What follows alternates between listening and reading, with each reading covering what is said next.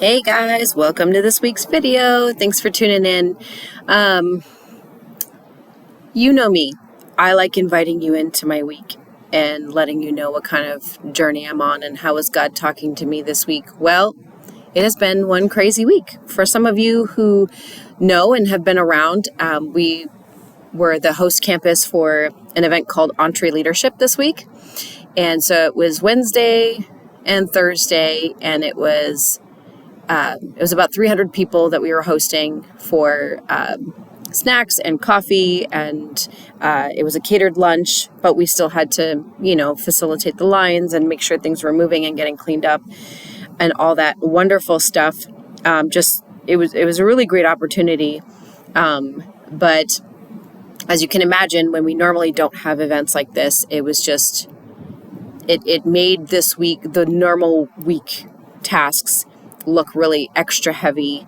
And then you start thinking about all the things you didn't get to do because you were busy doing other things. And, it was a lot. It was a great success. It was an awesome event. Went off without a hitch. Everyone really enjoyed it. It did exactly what it needed to do. And there's a lot to celebrate there. You can't help, though, when you have extra stuff on your plate, to start feeling overwhelmed. And yesterday was no exception to that. And on top of that, we have our own social agendas in the evenings, right? We have small groups, we have dinners with friends, we have, favors and stuff like that start to, just make our, what should be a week that we can handle a little bit extra, right? But when we have weeks like this where we take on extra responsibilities and extra commitments and want to keep those commitments, it's easy to start feeling overwhelmed and just get frustrated easily and allow ourselves to get triggered by things really easily and let things build up. But what God taught me this week was that, hey, I wasn't making time for him. And I'll tell you what happened. Like I said yesterday, I was just feeling really overwhelmed with having to do this and that and just trying to stay on top of things because I like to make sure we're really organized and well prepared for the weekend. And I was just really starting to feel like the squeeze. And I was like, y'all know that I really love this book called When Your Way Isn't Working, and it talked about the dashboard, and when you start feeling anxiety or stress or anxious, when you start feeling a couple of these feelings, ask God, what's going on here? And that's basically what happened. Is all of a sudden I was feeling like, I was feeling really choked up, and God was like, this is what God said to me. He was like, you haven't made time for me. You haven't made time for the why. And let me kind of take you through how I was able to kind of process all of this and really just look at everything as a blessing and just remind myself that, hey, like God's got this, I'm doing God's work, and I have to remember the why. Y'all know that we serve Starbucks products, right? At least some of you probably didn't know that. So you're welcome. There's some fun fact for you. When I look back at history, there was a fun quote that came from the Starbucks creator. The Starbucks philosophy way back in the day is, we aren't in the coffee business serving people. We are in the people business serving coffee. And so that is very much true for what we do here at CCV, because to be a church, we don't really have to have coffee or food available to be a church. But we do it because we want to do extra. We want to serve people. And that's why we have that mentality of we are in the people business serving coffee. We are in the people business serving burgers and wraps and happily making them.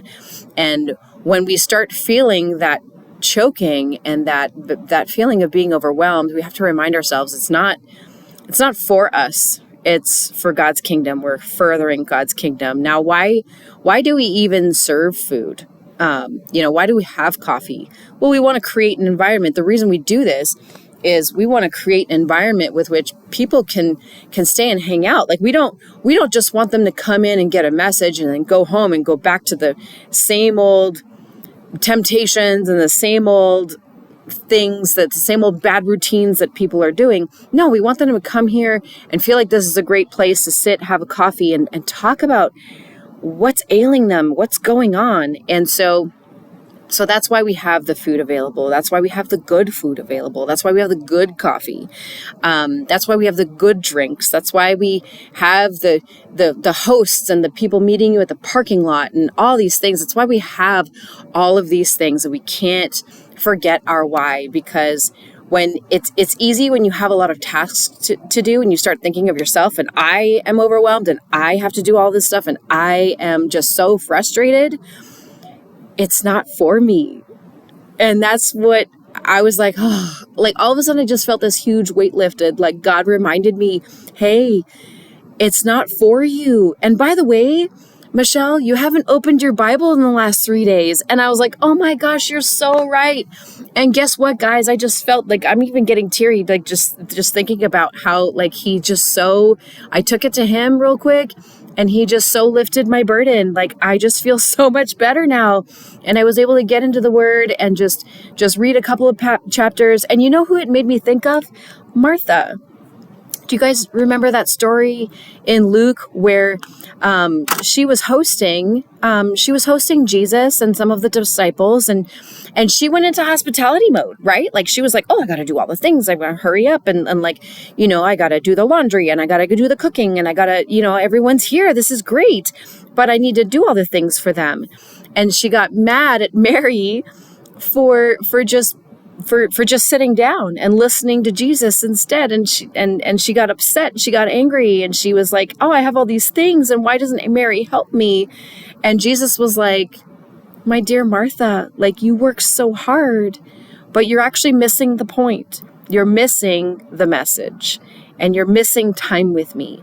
And that's really the story that came to my mind and just really got me back to smiling. It got me back to myself again, where I was just feeling really choked up and overwhelmed. So that story, if you want to go and take a look at it, it's in Luke chapter 10, 38 and 42 is sort of where that whole interaction is.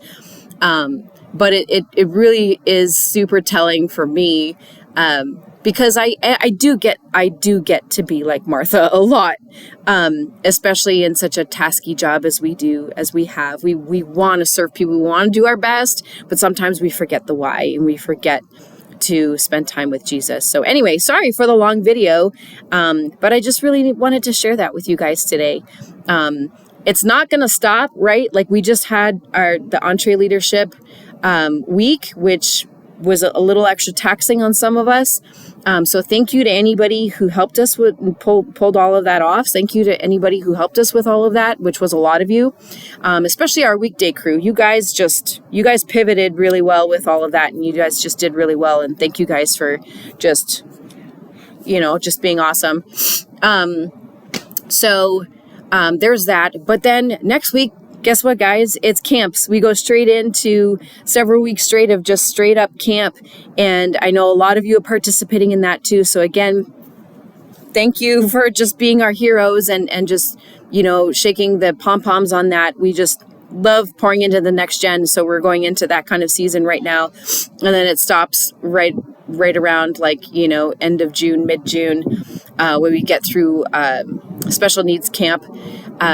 So anyway, it's just asking you guys, don't forget the why, reminding you guys, don't forget the why, and connect to Jesus, so you don't feel that choke like I did this week. Love you guys. Won't see you this weekend, but you will see Jake. Have a great one. Love you guys.